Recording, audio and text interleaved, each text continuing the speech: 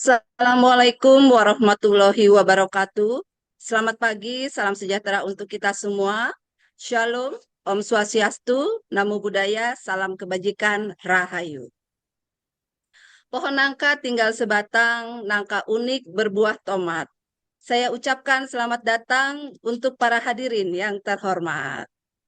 Selamat pagi dan selamat datang kami ucapkan kepada Bapak dan Ibu peserta webinar, baik Bapak dan Ibu yang bergabung melalui kanal YouTube Direktorat Sekolah Dasar maupun luring.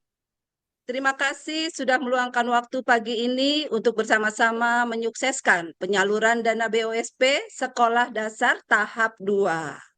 Perkenalkan, saya Desi Anggarini yang akan memandu jalannya webinar pada pagi hari ini.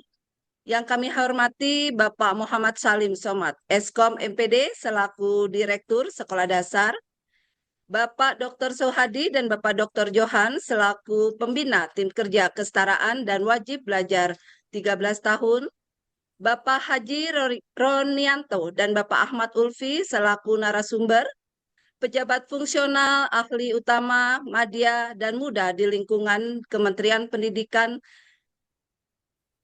Dasar dan Menengah, Bapak dan Ibu pengelola BOSP, jenjang sekolah dasar di seluruh Dinas Pendidikan Kabupaten Kota, Bapak dan Ibu tim BPMP yang menangani BOSP, jenjang sekolah dasar, para kepala sekolah dasar, serta undangan yang berbahagia. Puji dan syukur kita panjatkan kehadirat Allah Subhanahu wa Ta'ala, Tuhan Yang Maha Esa. Karena pada pagi hari ini kita diberikan kesehatan dan kesempatan untuk mengikuti webinar persiapan penyaluran dana BOSP tahap 2 jenjang sekolah dasar tahun 2026. Bapak Ibu peserta webinar, sebagaimana wujud rasa cinta tanah air dan semangat kebangsaan, marilah kita bangkit berdiri sejenak untuk bersama-sama menyanyikan lagu kebangsaan Indonesia Raya dengan penuh hikmat. Kepada Bapak dan Ibu yang bergabung secara daring melalui kanal YouTube Direktorat Sekolah Dasar, kami mohon dengan sikap sempurna, sedangkan Bapak dan Ibu yang berada di dalam luring, kami persilakan berdiri.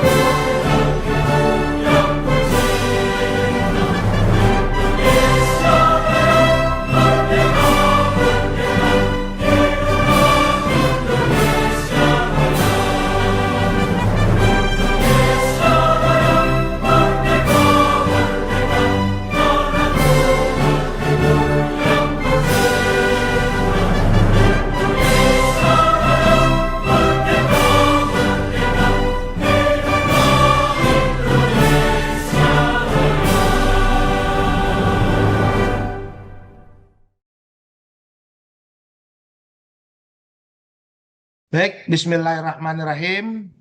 Assalamualaikum warahmatullahi wabarakatuh. Waalaikumsalam warahmatullahi Selamat wabarakatuh. pagi, salam sejahtera untuk kita semua. Om Swastiastu, Namo Buddhaya, salam kebajikan Rahayu. Yang saya hormati Bapak Ibu Kepala Dinas Pendidikan Kabupaten Kota, pengelola BOSPE, Dinas Pendidikan Kabupaten Kota, kepala sekolah dan bendahara BOS PSD, rekan-rekan BB, PMP, dan BPMP, para pembina, dan rekan-rekan Direktorat SD hebat, tentunya Bapak guru hebat yang saya banggakan di seluruh Indonesia. Pertama, marilah kita panjatkan puji dan syukur kehadirat Allah Subhanahu wa Ta'ala, karena berkat rahmat dan inahnya lah pada pagi hari ini kita dapat berkumpul dalam acara webinar persiapan penyaluran dana BOSPE tahap 2 tahun 2026 dalam keadaan sehat walafiat. Tentunya kita terus berharap diberikan nikmat kesehatan sehingga kita semua dapat menyelesaikan tugas-tugas yang kita lakukan secara baik dan paripurna. Tadi host berpantun, jadi sebelum memulai izinkan pula saya untuk berpantun. Pergi ke Muara Karang membeli ikan. Ikan dibeli oleh Mas Yusuf yang mirip Sahrukan. BOSPE tahap 2 akan segera disalurkan. Mari bersama tingkatkan mutu layanan pendidikan. Bapak Ibu yang saya hormati, pengelolaan dana bantuan operasional satuan pendidikan atau yang biasa disingkat BOSPE diatur secara akuntabel di dalam Permendikdasmen nomor 8 tahun 2025 tentang pengelolaan dana bantuan operasional satuan pendidikan. Dana BOSPE menjadi instrumen vital bagi keberlangsungan kegiatan, pembelajaran, dan operasional sekolah.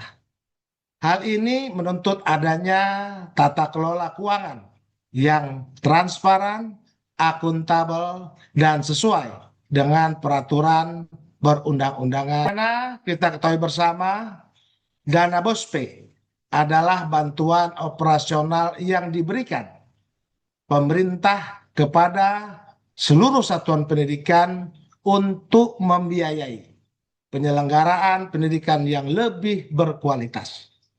Mayoritas sekolah menjadikannya sebagai tulang punggung operasional sekolah setiap hari. Dana BOSPE menggerakkan seluruh program satuan pendidikan seperti kurikulum dan pembelajaran, sarana dan prasarana, penguatan kapasitas SDM, dukungan terhadap program prioritas, tata kelola satuan pendidikan, serta hal lainnya. Dana BOSPE tahap 1 sudah disalurkan oleh pemerintah pada awal tahun 2026. Dari satu total satuan pendidikan sejumlah kurang lebih 430.000 dengan anggaran keseluruhan 59 triliun rupiah. Dan untuk jenjang SD, pemerintah telah menyalurkan anggaran sebesar 22,4 triliun yang tersebar di 147.753 sekolah kepada seluruh kepala satuan pendidikan untuk segera menyelesaikan laporan dana BOSPE tahap 1 agar tidak ada kendala nantinya pada saat penyaluran tahap kedua. Di samping itu, saya juga mengajak Dinas Pendidikan untuk senantiasa mendampingi satuan pendidikan di wilayahnya masing-masing dalam pengelolaan dan tata kelola BOSPE yang lebih transparan, akuntabel, dan tak kalah pentingnya, yakni memiliki dampak yang nyata dalam peningkatan mutu pendidikan sebagaimana diamanatkan dalam Permendikdasmen nomor 8 tahun 2025 tentang juknis pengelolaan dana BOSPE. Sebagaimana siklus pengelolaan dana BOSPE, perencanaan penganggaran dilakukan melalui RKAS oleh satuan pendidikan yang tentunya berbasiskan capaian rapor pendidikan. Dan pelaksanaan pembelajaran harus transparan, mengutamakan kebutuhan prioritas dan berdampak. Selanjutnya, pencatatan penatausan seluruh transaksi dilakukan secara tertib dan pelaporan tepat waktu. Hal tersebut adalah kunci akuntabilitas tata kelola dana BOSPE di satuan pendidikan. Pada acara webinar ini akan disampaikan mekanisme penyaluran dana BOSPE tahap 2 dan berbagi praktik baik terkait pendampingan yang dilakukan oleh Dinas Pendidikan Kabupaten Cirebon, di mana penyaluran dana BOSPE tahap 2 ini telah mencapai 80% SD siap salur di wilayahnya. Hal tersebut tentunya dapat dijadikan contoh dan semoga dapat menginspirasi daerah-daerah lainnya. Bapak Ibu yang saya banggakan pada kesempatan ini juga, di mana momentumnya bersamaan dengan penyelenggaraan SPMB atau Sistem Penerimaan Murid Baru, saya ingin menyampaikan pesan bahwa sekolah dasar di seluruh Indonesia diharapkan sudah mulai berbenah meningkatkan kualitas layanan dengan wajah baru. Di mana Bapak Ibu sekalian di tahun 2025 tercatat 6.328 SD telah direvitalisasi dalam rangka tentunya mendukung proses pembelajaran yang lebih optimal. Dan pada tahun 2020 ini melalui DIPA existing dan anggaran belanja tambahan akan kembali direvitalisasi sebanyak 19.000 lebih sekolah dasar di seluruh Indonesia. Dengan demikian, dalam kurun waktu lebih 2 tahun, lebih dari 25.500 sekolah dasar memiliki sarana dan prasarana baru yang lebih layak dan menjadi primadona untuk menjadi pilihan sekolah bagi para orang tua menyekolahkan anak-anaknya. 25.500 lebih sekolah bukan angka yang sedikit. Jika kita buat rata-rata 514 kabupaten kota, maka setiap kabupaten kota terdapat 50 SD yang telah direvitalisasi.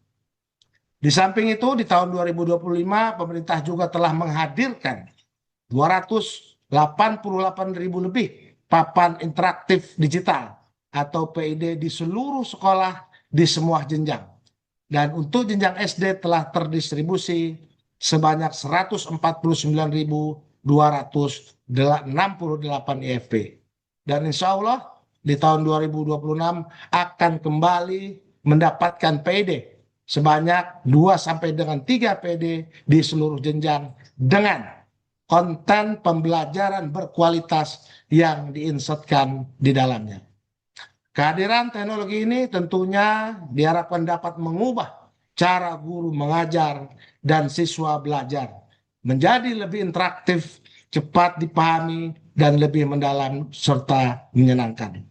Bapak Ibu sekalian, peningkatan kualitas layanan sekolah dasar ini tidak terlepas dari dukungan berbagai pihak, baik masyarakat, pemerintah daerah, pemerintah pusat, dan juga para pemangku kepentingan.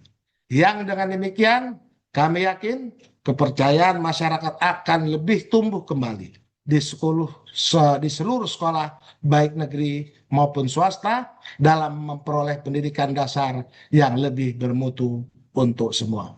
Demikian Bapak Ibu sekalian yang dapat saya sampaikan, dan dengan mengucap Bismillahirrahmanirrahim, kegiatan webinar persiapan penyaluran dana BOSPE tahap 2 tahun 2026 secara resmi dinyatakan dibuka. Demikian Bapak Ibu sekalian, main gitar pakai senar. Bu Desi host cantik tinggi semampai. Mari ikuti webinar ini dengan seksama dan benar agar pencairan BOSPE tahap 2 dapat tercapai. Demikian Bapak Ibu sekalian, akhirul kalam, nasrun minallah wa fatrun qarib wa basyiril mu'minin. Assalamualaikum warahmatullahi wabarakatuh. Waalaikumsalam warahmatullahi wabarakatuh. Terima kasih kami sampaikan kepada Bapak Direktur atas pengarahan sekaligus pembukaan secara resmi kegiatan webinar pada pagi hari ini. Bapak dan Ibu peserta webinar, sebelum kita ke materi inti, terlebih dahulu kita akan mendengarkan pemaparan berbagi praktik baik pengelolaan BOS dan BOSP di Dinas Pendidikan. Nah, untuk itu kami persilahkan kepada Bapak Haji Ronianto, SPD MM, selaku Kepala Dinas Pendidikan Kabupaten Cirebon untuk berbagi praktik baik yang telah dilakukan selama ini dalam penyaluran dan pengelolaan BOSP. Kepada Bapak Roni, dipersilakan. Yang saya hormati Bapak Direktur Sekolah Dasar Kemendikdasmen, Bapak Muhammad Salim Somad, Eskom MPD. Yang saya hormati Pak Ahmad Lutfi dari tim BOS Setjen Dikdasmen yang juga menjadi narasumber pada kesempatan ini. Bapak dan Ibu Kepala UPT atau dari BPPMP se-Indonesia atau yang mewakili, serta Bapak dan Ibu para kepala sekolah dasar se-Indonesia. Alhamdulillah hari ini kita bisa melaksanakan kegiatan di webinar untuk pencairan tahap 2 BOSP di tahun anggaran 2026 ini.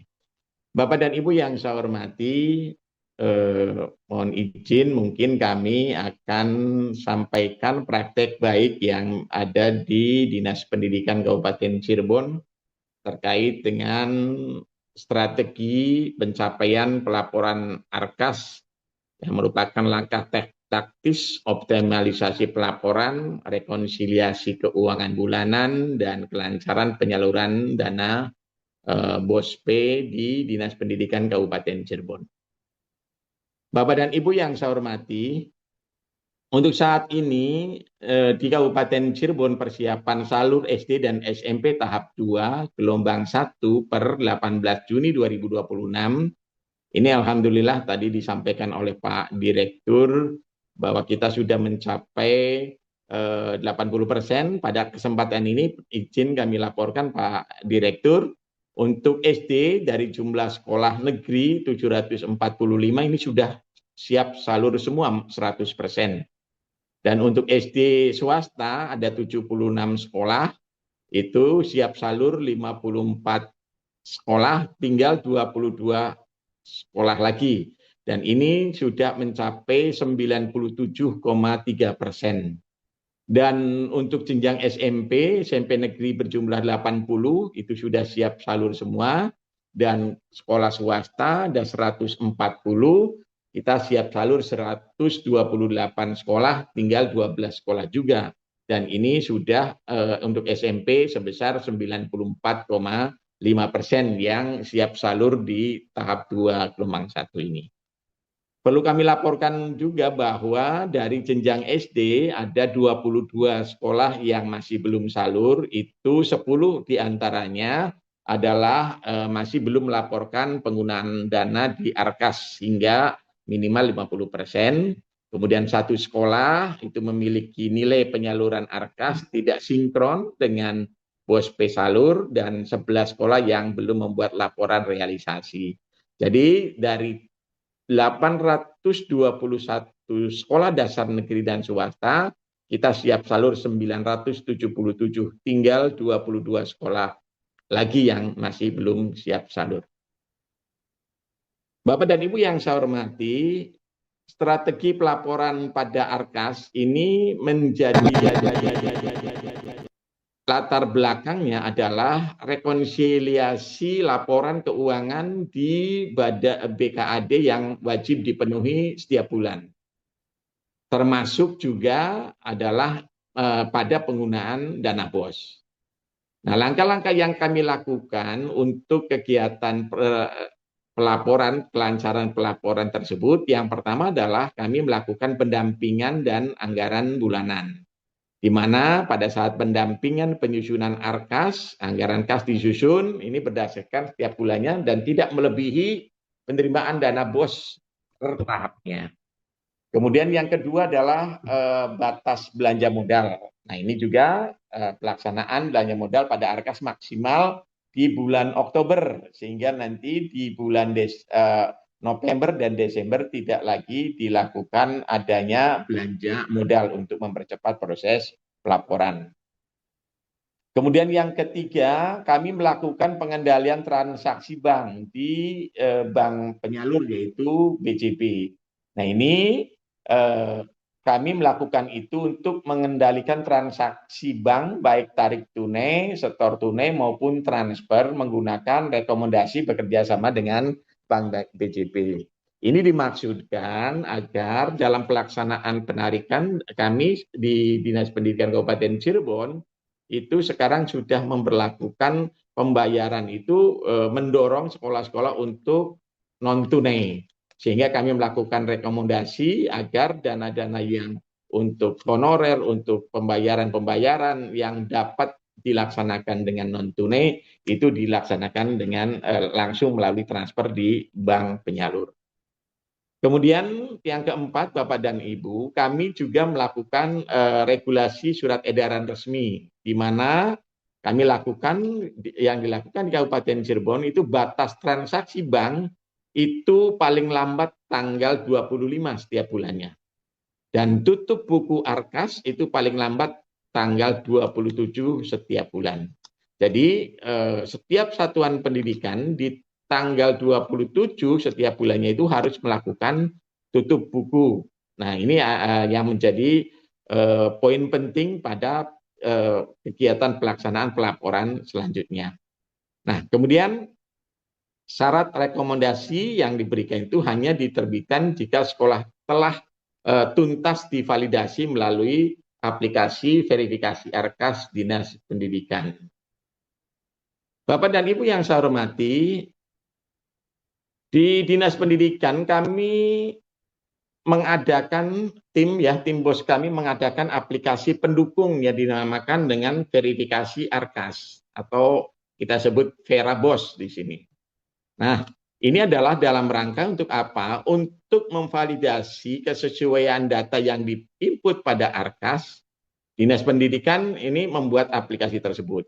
Ini datanya dari mana? Nah, data untuk verifikasi VeraBOS itu diimpor dari Arkas. Jadi Arkas itu kita impor terkait dengan BKU belanja, kemudian BKU pajak, kemudian laporan belanja modal, dan laporan bahan pakai habis. Nah, itu yang diimpor dari Arkas. Dari impor itu kemudian sekolah-sekolah mengunggah berkas-berkas ke VeraBOS ya, menggunakan VeraBOS tadi. Dan ini sekolah-sekolah itu mengunggah yang pertama adalah scan BKU. Ini dari Arkas. Kemudian scan realisasi bulanan. Ini juga dari Arkas. Kemudian scan buku pembantu pajak, kemudian rekening koran bank, dan surat pernyataan belanja modal. Ini dari VeraBOS. Dari hal itu kemudian diajukan ke Dinas Pendidikan untuk divalidasi. Nah, setelah seluruh berkas yang diunggah tadi, ada 5 berkas ya, itu diajukan validasi. Nah, tim dari Dinas Pendidikan akan menerima ajuan validasi secara real time pada aplikasi Vera. Nah, berkas akan dicek dan apabila sudah selesai akan disetujui. Apabila belum disetujui, maka akan ditolak dan diminta untuk memperbaiki. Nah, dalam proses ini, validasi, itu kami melakukan validasi per sekolah. Apabila ada sekolah-sekolah yang melaksanakan mengalami kesulitan, ini kami nanti aplikasinya ada semacam ini, itu. Ini adalah validasi Arkasnya. Ini salah satunya saya sebutkan SD Negeri 3 Gesikkulon. Ini ada beberapa yang perlu kami ini kan tampil berkasnya itu ada SPCTM, kemudian ada rekening koran, kemudian ada BKU, buku pembantu pajak, kemudian laporan realisasi penerimaan dan belanja dana BOSP, ini tiap bulan, ini dari semua sumber dana dan pernyataan belanja modal. Itu yang dilakukan pada Arkas, pada VeraBOS. Nah, kami nanti statusnya itu kami melihat di sini disetujui. Ketika itu disetujui, maka bisa cetak SPJTM. Nah, jika ini sudah dilakukan, maka boleh sekolah itu bisa mencairkan dana BOS di bulan berikutnya. Ini adalah progres real time dari verifikasi ARKAS. Dari Vera itu, Bapak dan Ibu, di sini kami melakukan verifikasi di setiap bulan, ya, di bulan 1, 2, 3, dan seterusnya. Ini di bulan Juni. Nah, ini kami melakukan verifikasi di sana. Ketika sudah disetujui, maka akan ada tanda di situ, disetujui. Apabila belum disetujui, maka apakah belum disetujui itu bisa belum mengajukan ataupun harus diperbaiki. Kalau belum mengajukan, itu kami berikan warna merah di sini. Dan apabila ada yang harus diperbaiki, itu kami berikan warna kuning untuk mempercepat, untuk membedakannya. Nah, ini adalah pemantauan secara real time sehingga membantu percepatan proses validasi ARKAS baik dengan menghubungi sekolah. Jadi apabila ada sekolah-sekolah yang mengalami kesulitan, ketidakcocokan antara ARKAS dengan ini, kami minta operator dan kepala sekolah serta berbendaharanya untuk bisa berhubungan ke Dinas Pendidikan secara langsung ataupun by phone, sehingga dicari apa penyebab dari tidak sinkronan antara ARKAS dengan Vera. Sehingga ini akan mempercepat dalam proses pelaporan di Dinas Pendidikan. Dan kami tim BOS itu memberikan ada tim khusus yang selalu melayani teman-teman di sekolah di Kabupaten Cirebon terkait dengan pelaporan-pelaporan terus. Kami punya Pokja ya, Pokja yang ada di Dinas Pendidikan untuk terus bisa memantau dan bisa melayani teman-teman dalam melakukan pelaporan-pelaporan BOS tersebut. Ada mungkin beberapa tantangan dan solusi untuk manajemen. Yang pertama adalah tantangannya di pergantian kepala sekolah. Nah, ini terkadang pergantian kepala sekolah ini juga mengalami ada sedikit hambatan, perlu adanya penyesuaian administrasi terkait dengan penyesuaian dengan perbankan, ya, juga termasuk juga pergantian dari petugasnya, yaitu bendahara dan operator sekolah. Terkadang ini menjadi hambatan. Nah, kami lakukan solusinya adalah pembinaan terhadap kepala sekolah yang baru dan juga pembinaan terhadap operator-operator BOS yang ada di sekolah-sekolah tersebut. Barangkali itu yang dapat saya sampaikan, Bapak dan Ibu sekalian, terkait dengan kegiatan yang dilakukan oleh Dinas Pendidikan Kabupaten Cirebon terkait dengan pelaksanaan pelaporan, sehingga alhamdulillah Kabupaten Cirebon untuk saat ini untuk tahap yang kedua, penyaluran tahap kedua ini kita di atas 97% sekolah-sekolah yang akan menerima, sehingga tidak menjadi beban sekolah untuk pelaksanaan operasional yang ada di satuan pendidikan. Barangkali itu yang dapat saya sampaikan. Terima kasih. Mohon maaf. Barangkali saya akhiri. Assalamualaikum warahmatullahi wabarakatuh. Waalaikumsalam warahmatullahi wabarakatuh.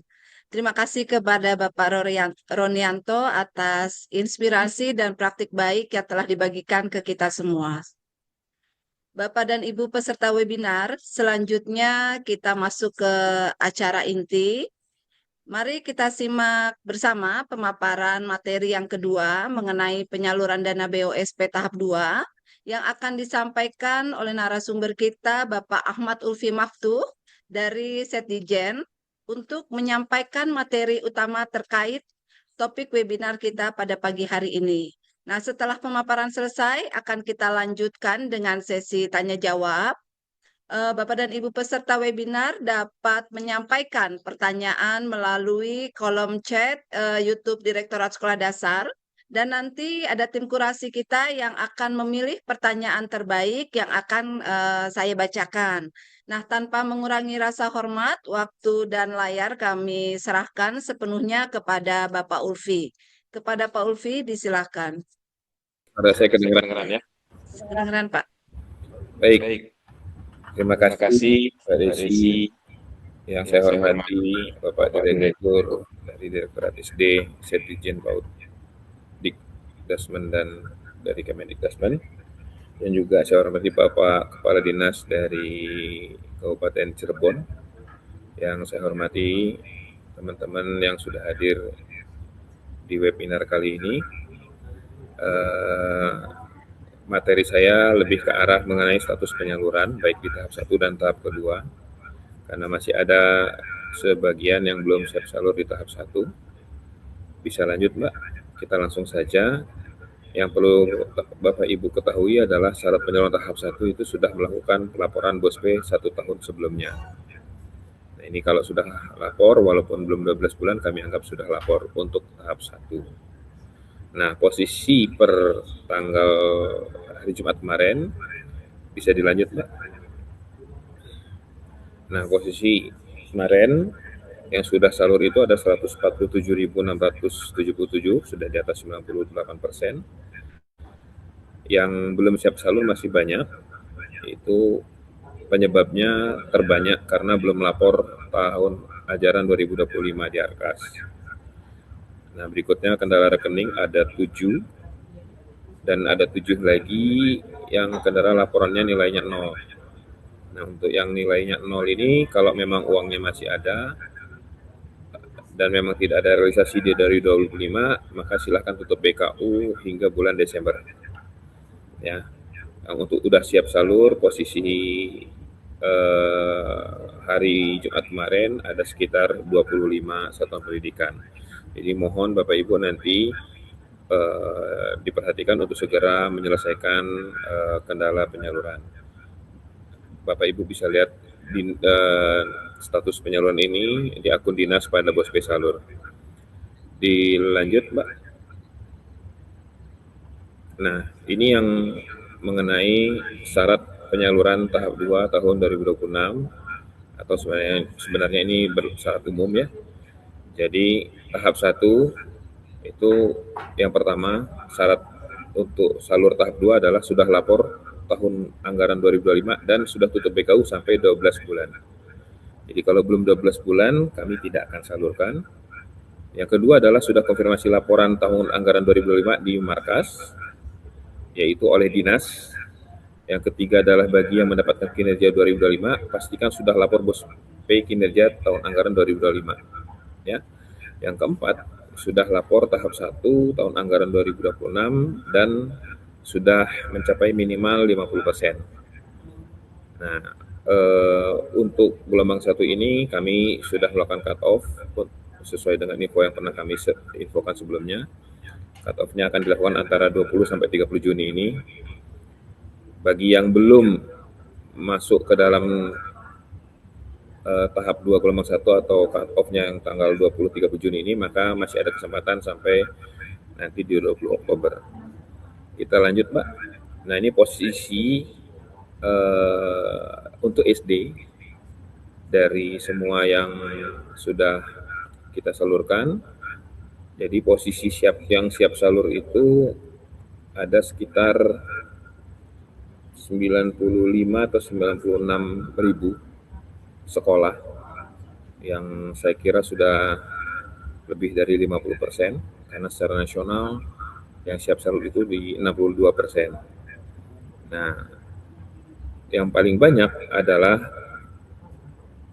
belum lapor tahap 1 2026. Belum lapor tahap 1 2026 ini adalah belum pernah melakukan tutup BKU bulan Januari. Jadi mohon nanti segera laporkan tahap 1 untuk ditutup BKU kan bulan Januari. Nah, yang kedua adalah tahun 2026-nya itu belum mencapai 50%, itu sebesar 318.000. Yang lainnya ada yang belum lapor kinerja tahun 2025 sedikit, yaitu ada 111 sekolah ya. Ada yang pernah retur, kami cut off dulu, kami hold dulu karena biar menunggu penyelesaian returnya. Dan ada 339 itu nilainya tidak sama nilai penyaluran dan silpa pada bus pesalur. Nah, solusinya nanti mohon segera disesuaikan di Arkas. Ya. Nah, ada juga di tahun 2025 BKU-nya belum 12 bulan. Ya, jadi mohon segera ditutup BKU-nya hingga 12 bulan. Ada juga yang belum konfirmasi 2025-nya 11 satuan pendidikan. Nah, ini ada catatan yang paling atas, yaitu sebanyak 848. Kami mendeteksi ada laporan kinerja 2024 yang belum selesai diselesaikan sampai 2025. Nanti sekolah-sekolah ini kami hold dulu hingga menunggu rekonsiliasi data dengan Kemendikbud. Ini pun masih kami bahas dengan teman-teman Kementerian Keuangan. Jadi ini kami hold dulu daripada nanti sudah terlanjur kami potong ternyata tidak ternyata berbeda kondisinya. Nah, untuk yang paling bawah itu ada dilihat kondisi tidak salur tahap 2 2026 itu penyebabnya karena tidak salur tahap 1 2026 yang tadi masih terkendala di tahap ke-1. Jadi kalau sudah tahap 1 salur, maka ini akan berkurang nomor 50-nya. Ya. Yang lainnya seperti itu ya. Jadi mohon segera nanti Bapak Ibu baik dari dinas UPT kami maupun satuan pendidikan mohon segera untuk memenuhi syarat salur tahap 2 kembali. Kami mengingatkan kembali mohon diperhatikan untuk silpa 2025 untuk dipastikan ketika sudah konfirmasi ini maka 2025 tidak akan bisa diubah ketika tahap 2-nya nanti sudah salur. Saya kira itu Mbak Desi yang bisa saya sampaikan. Saya serahkan kembali. Terima kasih. Assalamualaikum warahmatullahi wabarakatuh.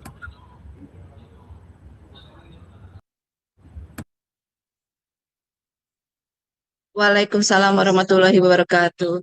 Terima kasih kami sampaikan kepada Bapak Ulfi atas pemaparan materi yang sangat informatif.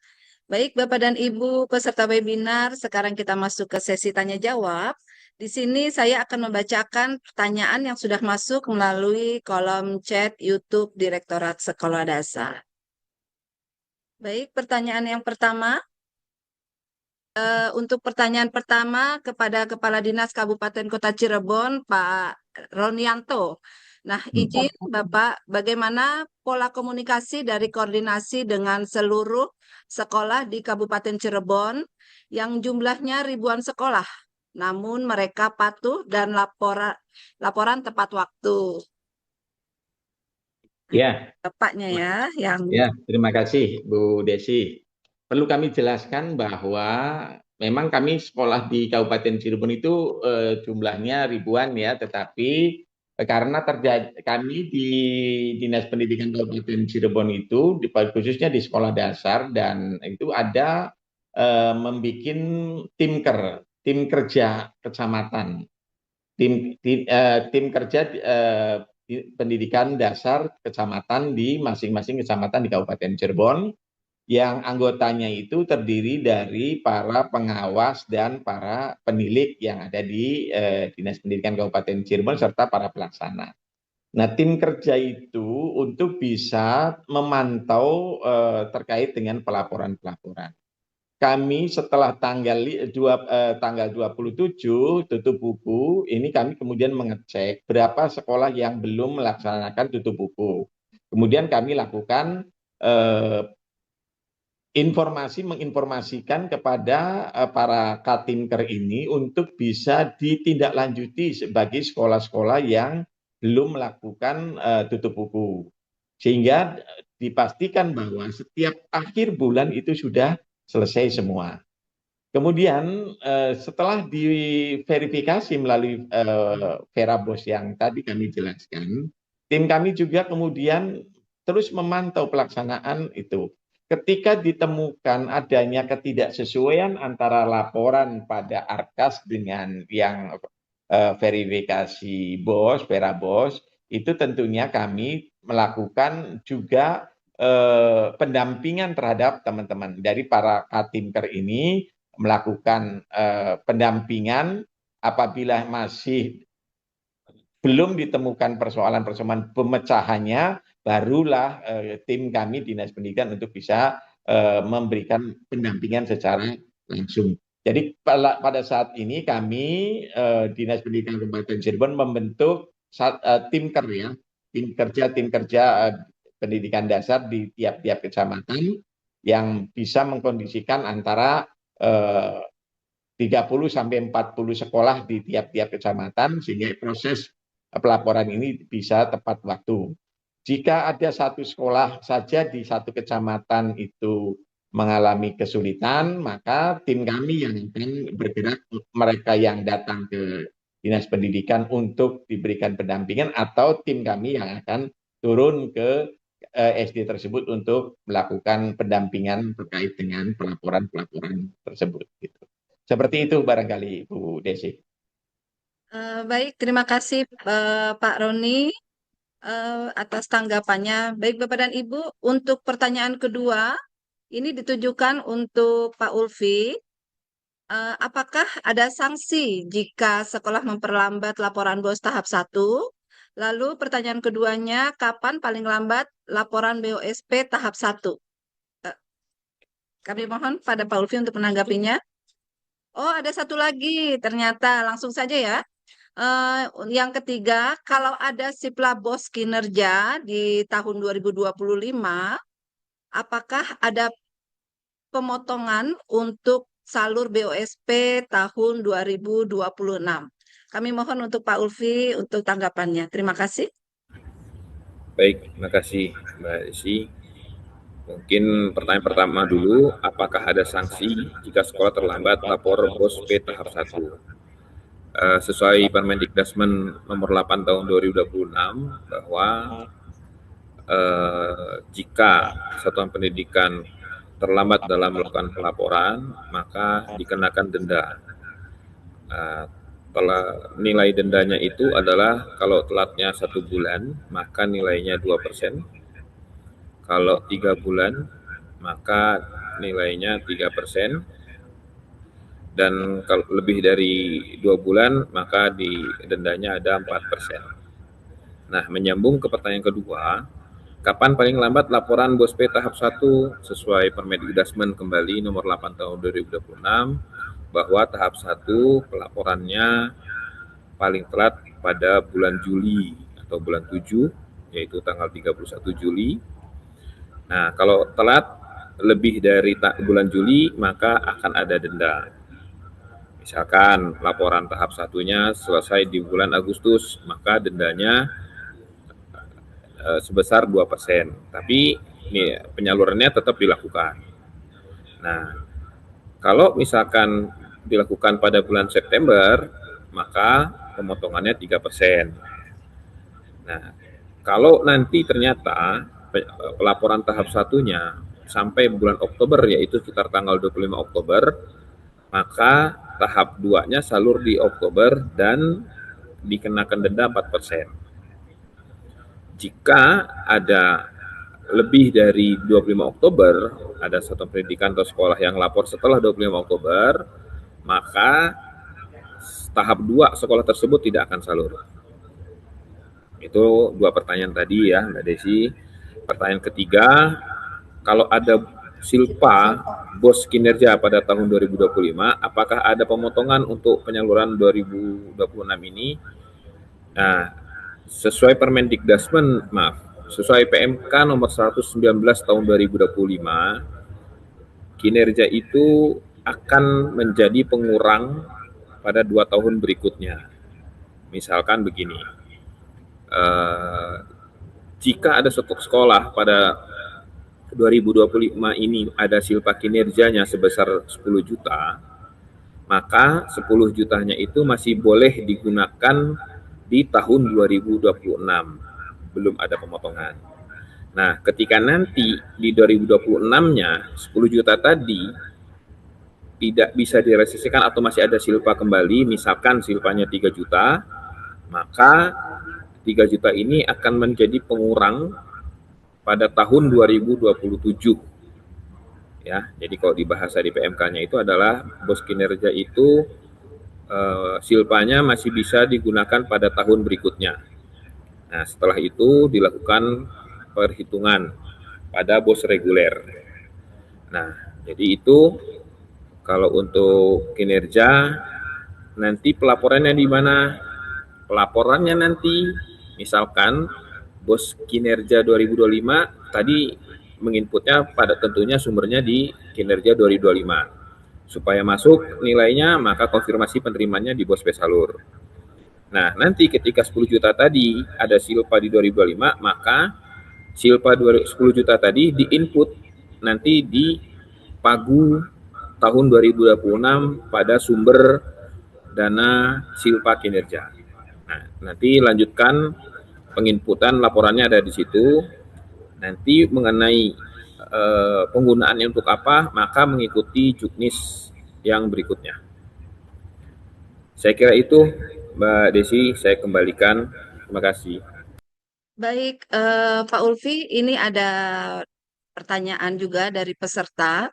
Siang Bu Desi, saya sudah lama upload STPJM, tapi belum divalidasi SD Hillcrest School NPSN-nya Bapak. Mohon dicatat 69883246.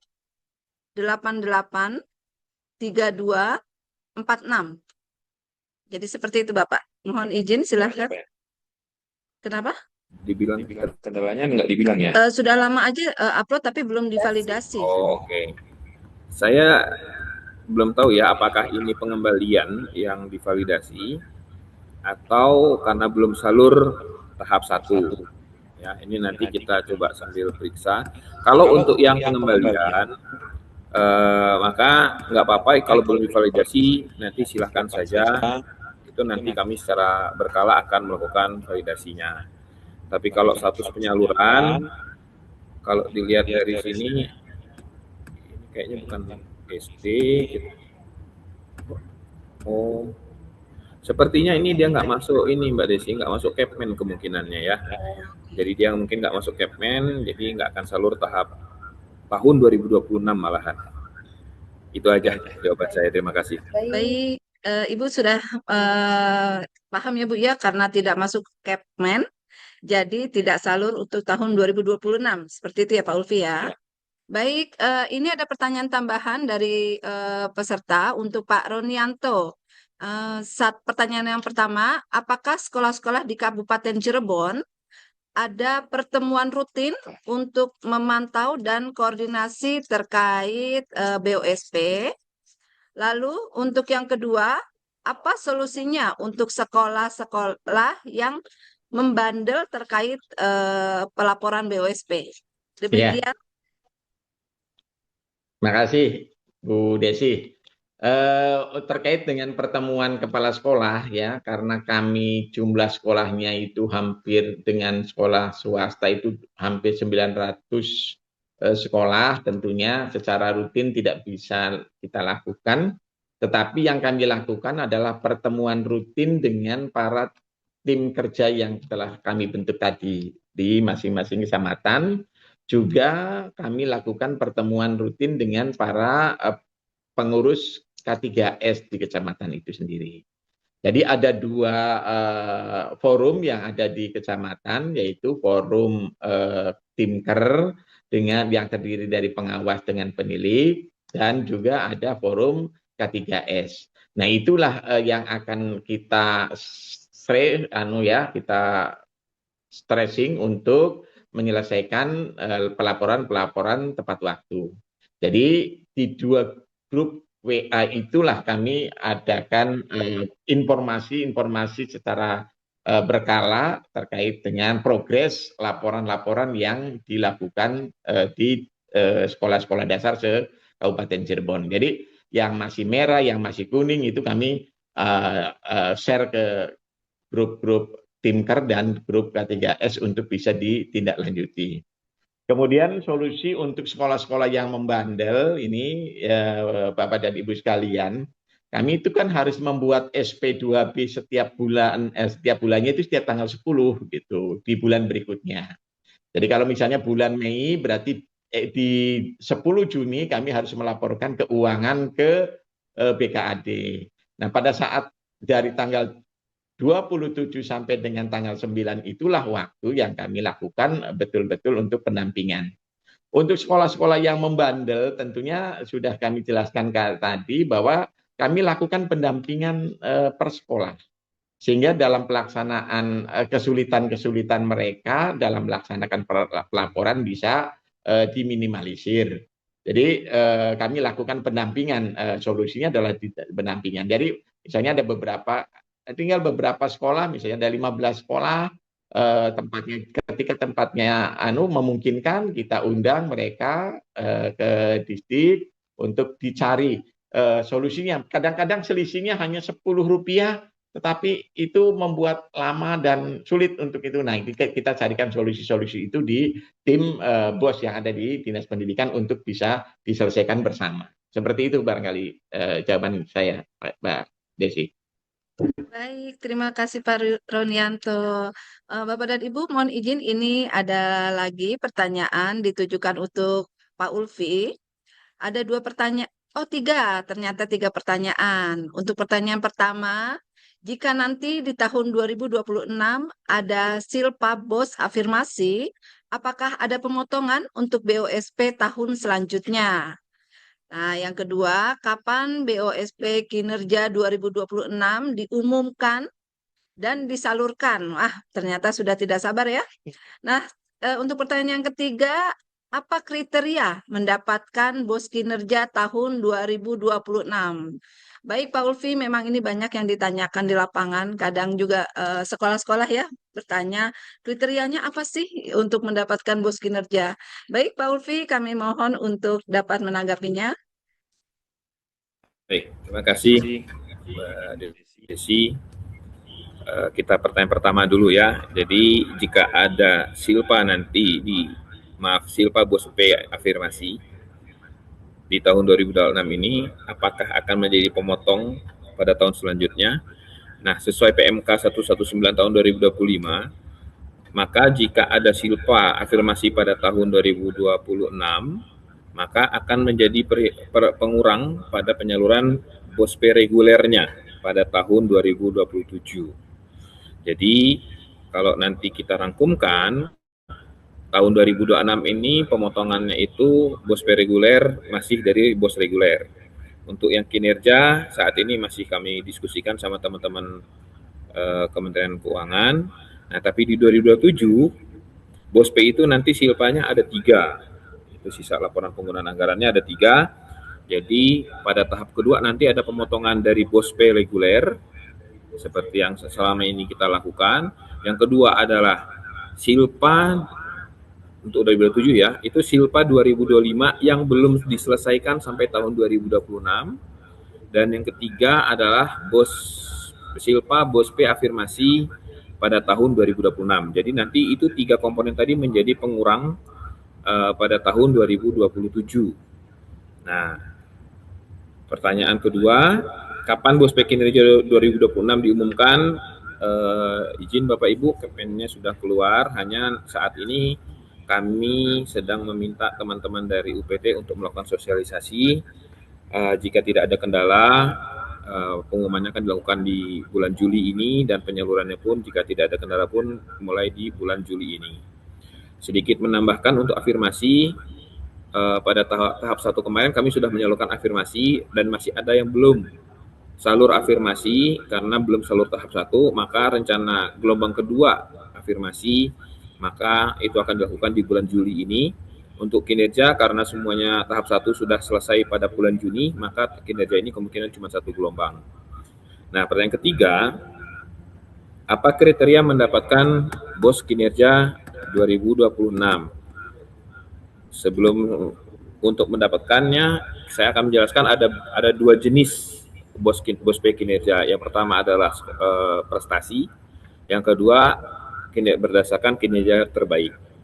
Nah, kalau untuk prestasi tentu penerima pada tahun anggaran berkenaan dan pernah memperoleh minimal satu penghargaan atau medali atau sertifikat prestasi pada ajang talenta tingkat provinsi, nasional, atau internasional. Ya, itu prestasi tersebut berasal dari ajang talenta diselenggarakan atau diakui melalui kementerian. Ya, itu ada di pasal 11 ayat kedua. Itu untuk prestasi. Nah, kalau untuk kinerja terbaik, itu adalah termasuk 10% satuan pendidikan dengan kinerja terbaik dari satuan pendidikan yang melaksanakan asesmen satuan pendidikan oleh kementerian atau pemerintah daerah. Biasanya ini nanti ditentukan juga berdasarkan hasil atau peningkatan rapor pendidikan pada indikator kualitas pembelajaran dan hasil belajar, serta indeks status ekonomi dan sosial satuan pendidikan. Ini berlaku untuk 2 jenis tadi, Mbak ya. Jadi saya kira itu jawaban saya. Terima kasih.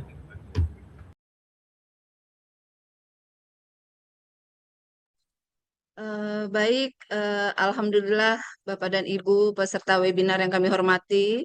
Seluruh rangkaian acara webinar kita hari ini telah selesai dan kita laksanakan bersama mulai dari pengarahan Bapak Direktur, pemaparan materi dari Bapak Ronianto dan Bapak Ulfi, dan terakhir dilanjut dengan sesi tanya jawab. Kami atas nama Direktorat Sekolah Dasar mengucapkan terima kasih sebesar-besarnya kepada para narasumber atas ilmu dan pengalaman yang telah dibagikan kepada kita, dan terima kasih juga kepada Bapak dan Ibu peserta yang antusias mengikuti webinar ini dari awal sampai dengan akhir. Semoga ilmu yang dapat kita gali pada pagi hari ini menjadi amal jariah bagi para narasumber dan segera diimplementasikan kesatuan pendidikan Bapak dan Ibu demi kemajuan pendidikan di Indonesia.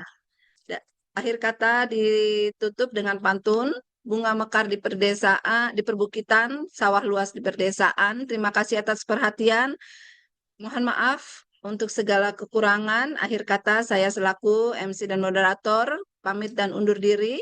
Billahi taufiq wal hidayah. Wassalamualaikum warahmatullahi wabarakatuh. Waalaikumsalam.